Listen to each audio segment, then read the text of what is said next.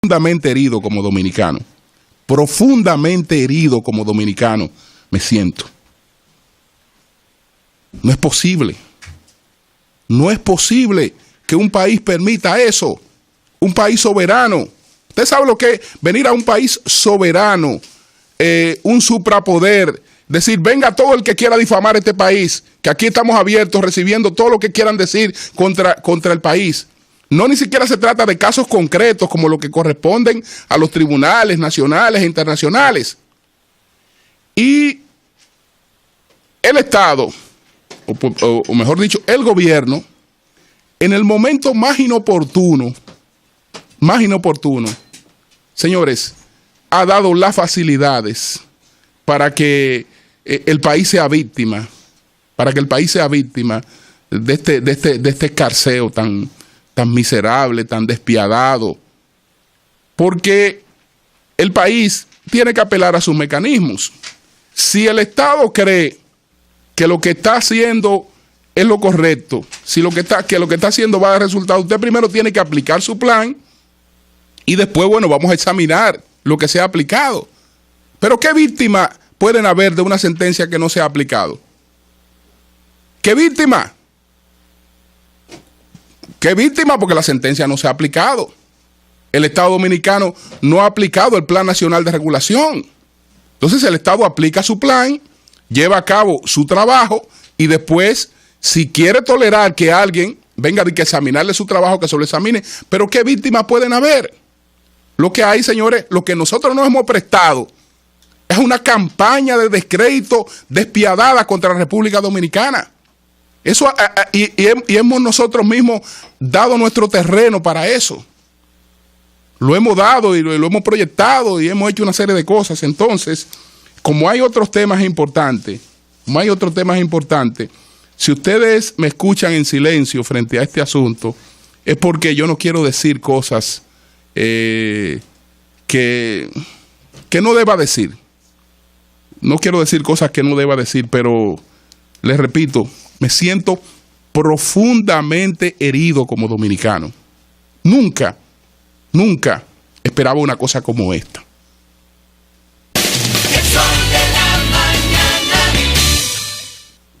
Pero son las 7:05 y hay noticias importantes que compartir con ustedes.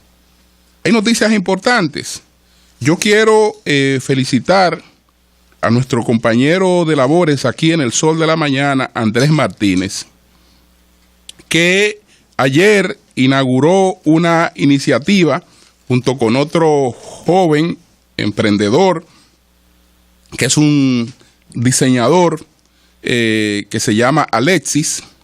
Entonces, ayer Andrés Martínez y Alexis pues inauguraron Alexis Alta Costura, que es un atelier, un gran taller de moda, donde usted podrá ir a confeccionarse una buena chacabana, un traje, lo que usted requiera para vestir y vestir con elegancia, como van mandando los nuevos tiempos.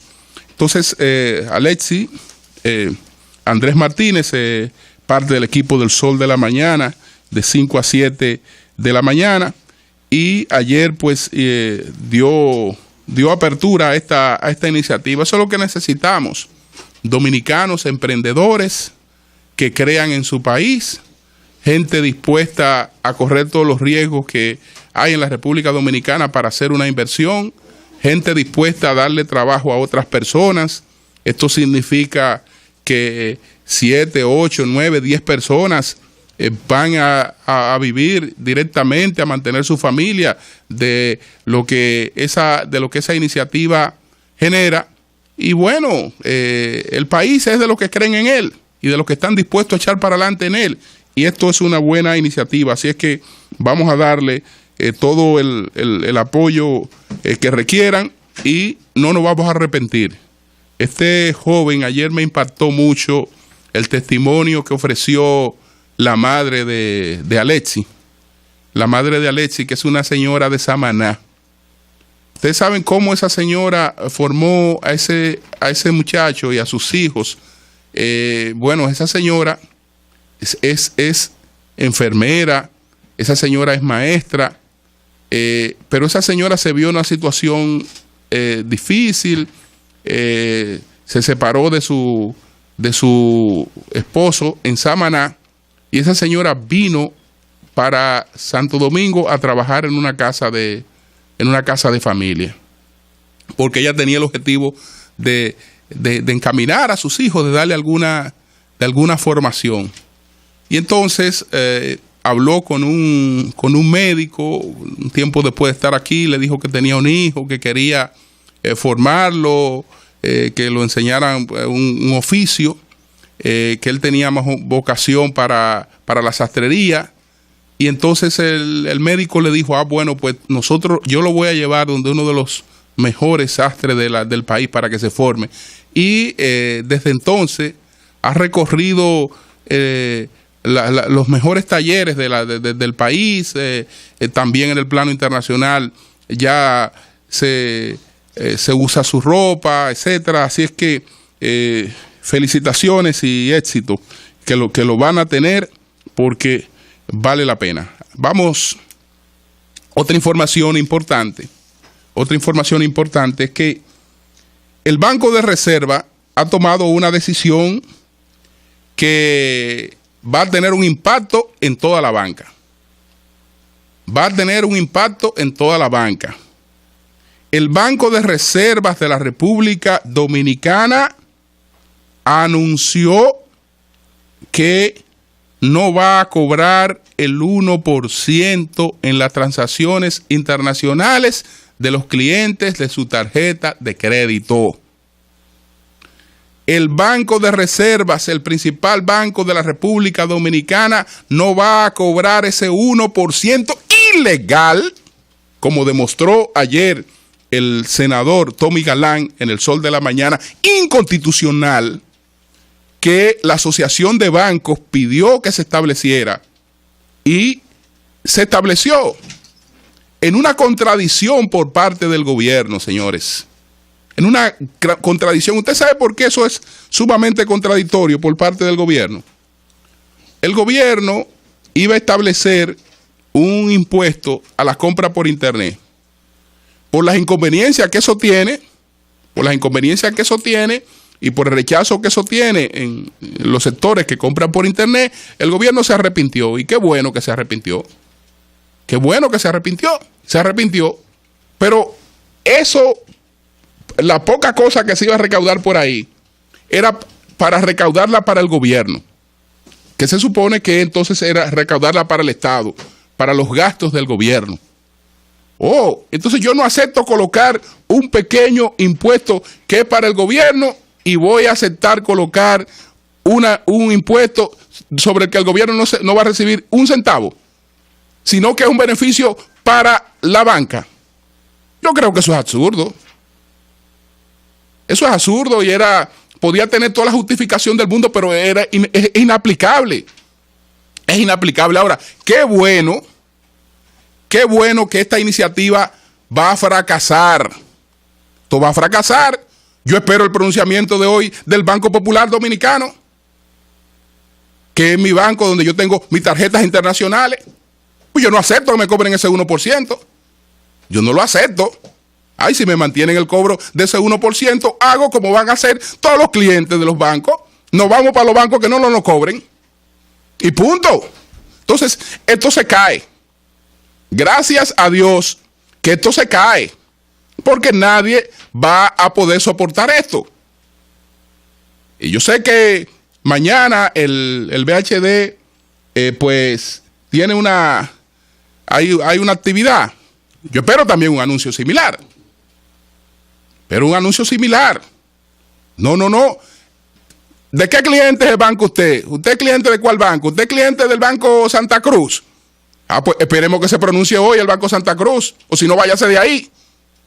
Vaya para un banco que no le cobre ese 1%. ¿De qué banco usted es cliente? ¿El Banco León? ¿Le va a cobrar el Banco León ese 1%? Pues váyase de ahí. Váyase para un banco que no le cobre ese 1% en sus transacciones internacionales. ¿De qué cliente usted es? De Banesco. Váyase de ahí si le cobran el 1%.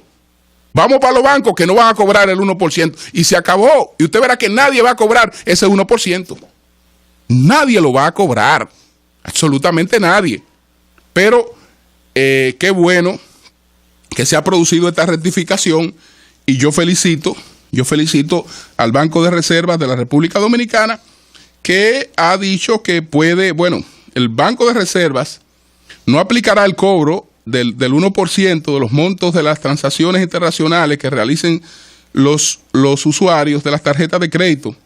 El administrador general de la entidad, Enrique Ramírez Paniagua, dijo que tomaron la decisión para no afectar a los tarjetavientes, además de que no es una medida necesaria. Señores, es que hay que cuidarlo todo. Hay que cuidarlo todo, pero si es un solo hombre que está gobernando, y todo tiene que resolverlo ese hombre, se escapan cosas. Entonces, resulta que, gracias a Dios, esa medida no va. Porque hoy mismo que tienen que pronunciarse los otros bancos. Más, llame a su banco, el que sea hoy. Pregúntele, ¿ustedes piensan cobrarme ese 1% de transacciones internacionales? Ah, bueno, pues espérenme un momentito, porque yo voy a pasar por allá. Y entonces usted va y resuelve. Y punto. Entonces, no van a encontrar clientes a los que cobrarle el 1%, porque nadie se va a quedar donde le cobren el 1%. Y por eso es que realmente hay que ser libre para usted opinar. 7:14 minutos. El sol de la mañana. El sol de la mañana. Bueno, señores, a propósito de las compras por internet, esto no es un debate local.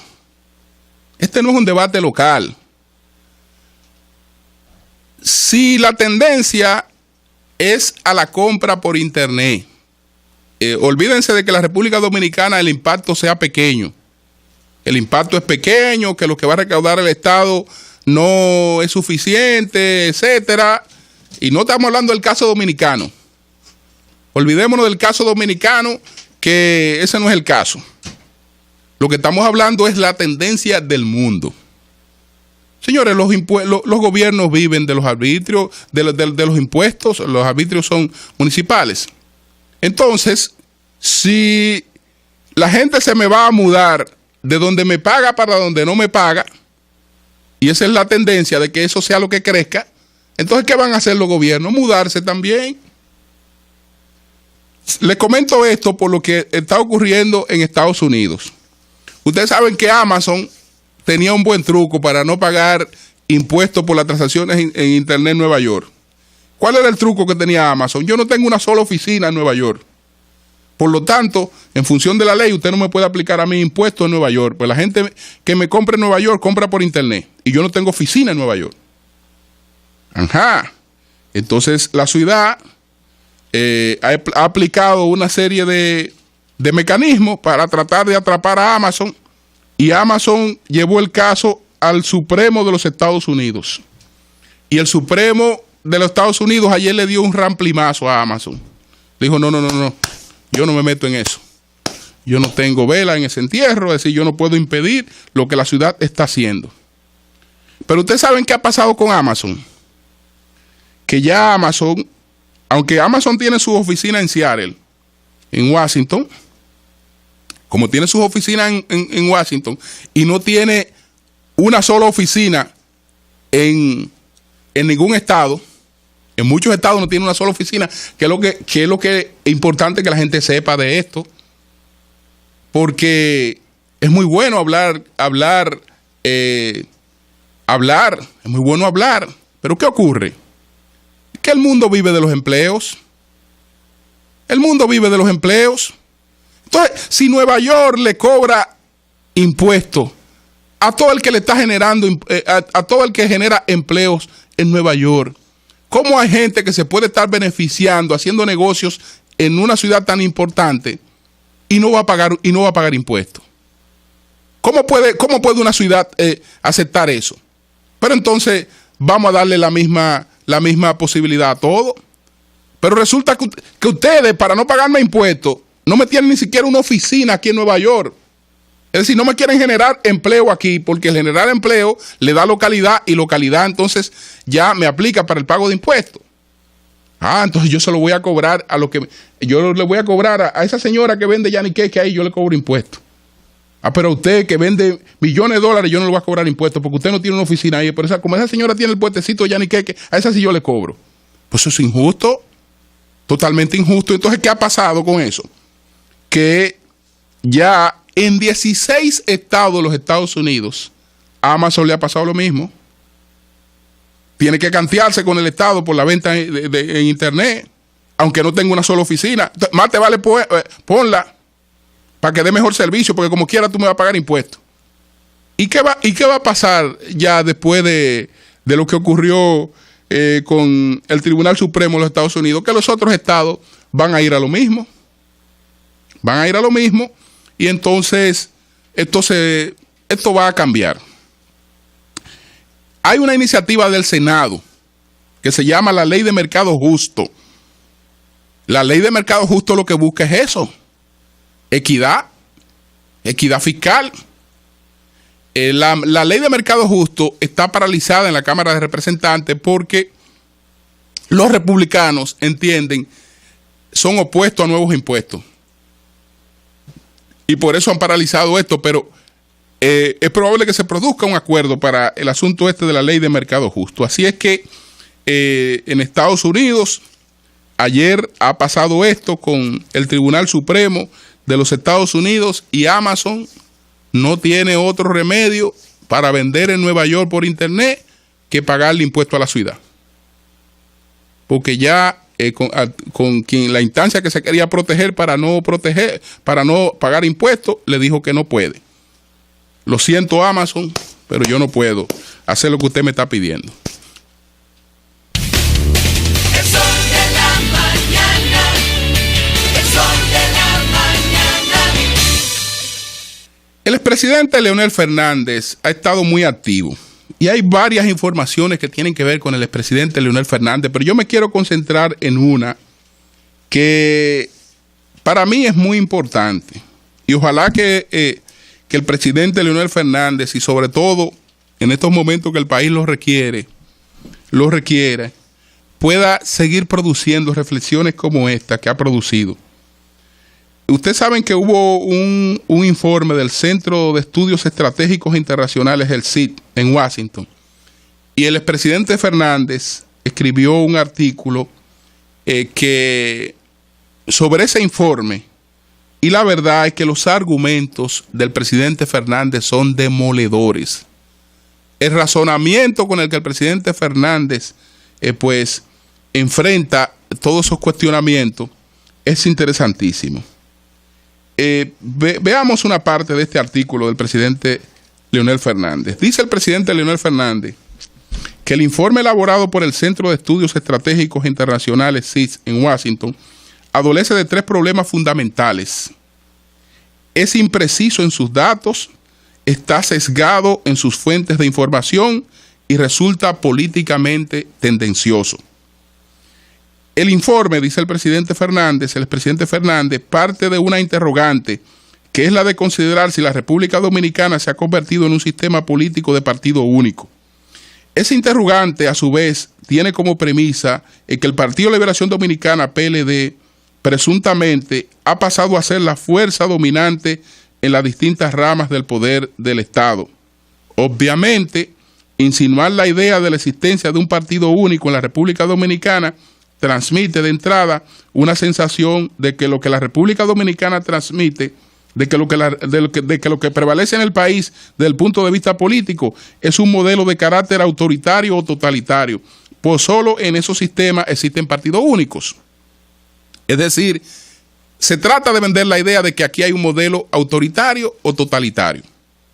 Sin embargo, nada más distante de la realidad. Para que pueda prevalecer un sistema o modelo de partido único, es indispensable que en la forma legal no pueda haber otra. Y claro está, ese no es el caso de la República Dominicana, en el cual desde el desmoronamiento de la dictadura de Trujillo, lo que ha predominado y aún predomina es un sistema político de carácter multipartidista. Si el Partido de la Liberación Dominicana se ha convertido en los últimos años en una fuerza política preeminente en nuestro país, eso se ha debido no a que se ha impuesto en forma autoritaria o dictatorial sobre otras organizaciones políticas, sino al hecho de que ha sido favorecida de manera continua con el respaldo de la mayoría de los electores en comicios considerados libres, plurales y democráticos. Por eso no, pero eso no, entonces él cuenta la historia del PLD, cuenta que eso no siempre fue así y cómo el PLD ha ido creciendo. Pero yo me quiero ir al argumento de que supuestamente el PLD hizo una reforma de la justicia para apoderarse de ella. Y resulta que el sistema que había le permitía a un partido más fácil influenciar en la justicia que el que ha sido creado. Pero si desacertada resultó la interpretación del Centro de Estudios Estratégicos Internacionales con respecto al sistema político dominicano, mayor fue su desatino al considerar que el PLD utilizó la reforma constitucional del 2010 con la finalidad de obtener control sobre lo judicial y el proceso de designación de los miembros del Ministerio Público. Es inconcebible que una organización del prestigio internacional del CID haya podido cometer un desliz de semejante magnitud. Si su enviado hubiese hecho una mejor investigación de la realidad nacional, habría descubierto que antes de la reforma constitucional de 1994, todos los jueces de las distintas jurisdicciones del país eran designados por el Senado de la República y que todos los miembros del Ministerio Público, esto es, fiscalizadores, fiscales, procuradores fiscales, procurador general de la República, eran designados por el presidente de la República. La reforma de 1994 empezó por modificar eso, y la del 2010 lo profundizó y perfeccionó. Como consecuencia de esa reforma se creó el Consejo Nacional de la Magistratura, que es un organismo colegiado integrado por el presidente de la República, los presidentes del Senado y de la Cámara de Diputados, un senador y un diputado representativo de los partidos de oposición, el presidente de la Suprema Corte de Justicia y otro juez de la misma jurisdicción. En ese contexto, en ese Consejo Nacional de la Magistratura, el que tiene la facultad de designar a los jueces de la Suprema Corte de Justicia, del Tribunal Constitucional, es decir, es ese Consejo Nacional de la Magistratura el que tiene la facultad de designar a los jueces de la Suprema Corte de Justicia, del Tribunal Constitucional y del Tribunal Superior Electoral, y es la Suprema Corte, a su vez, a la que le corresponde seleccionar a los jueces de cortes de apelación, de los juzgados de primera instancia, de instrucción y de juez de paz. De conformidad con la Constitución de la República, una vez seleccionados, los jueces integrantes del Poder Judicial son independientes, imparciales, responsables e inamovibles. Y entonces, ¿qué resulta? Que algo semejante ocurre con los integrantes del Ministerio Público, cuyos miembros también son de carrera inamovible y escogidos por los integrantes del Consejo Superior del Ministerio a partir de la reforma constitucional del 2010. Al haber sido seleccionados los jueces de la Suprema Corte de Justicia en 1997, estos procedieron a designar a los magistrados de los demás tribunales del país, que al ser de carrera resultan inamovibles y por consiguiente han permanecido en sus cargos durante los últimos 16 años, señores. Ustedes saben lo que es la mentira de que, bueno, hicieron una modificación en el 2010 para apoderarse de la justicia. Y Leonel Fernández demuestra con datos, que así es que se habla, con datos concretos, que eso es falso. Eso es falso, totalmente falso. Totalmente falso. Al haber sido, repito, seleccionados los jueces de la Suprema Corte de Justicia en 1997, estos procedieron a designar los magistrados de los demás tribunales del país, que al ser de carrera resultan inamovibles y por consiguiente han permanecido en sus cargos durante los últimos 16 años, no desde el 2010 como maliciosamente dice este informe, que se parece a otro tipo de difamación.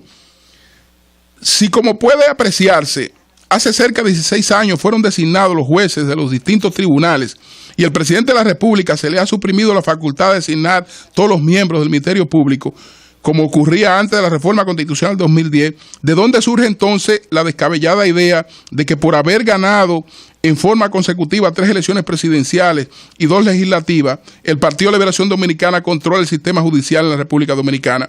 Eso solo puede salir de una investigación poco profesional, sesgada y tendenciosa, que no está a la altura de las tradicionalmente realizadas por la organización del prestigio del CIS, y que es capaz de sostener, a pesar de todas las evidencias en contrario, que en la República Dominicana existe un estado de partido único. ¡Qué barbaridad! La verdad es que este artículo del expresidente Leonel Fernández no tiene desperdicio. No tiene desperdicio, y el contraste a cada afirmación es con hechos concretos. Ojalá que tengamos un presidente Fernández también reflexionando sobre otros temas en un momento en que el país pues es objeto de tantos ataques, tantas desconsideraciones, y lo peor de todo,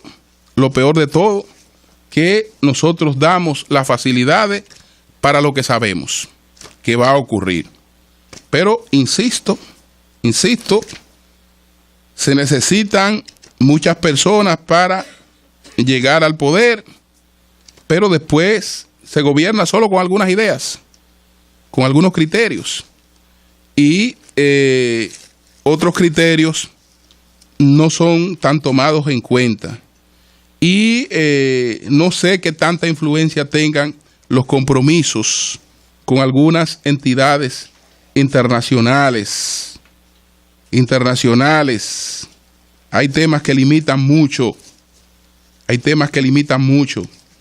y el tema de ¿cómo se llama? Las consultorías.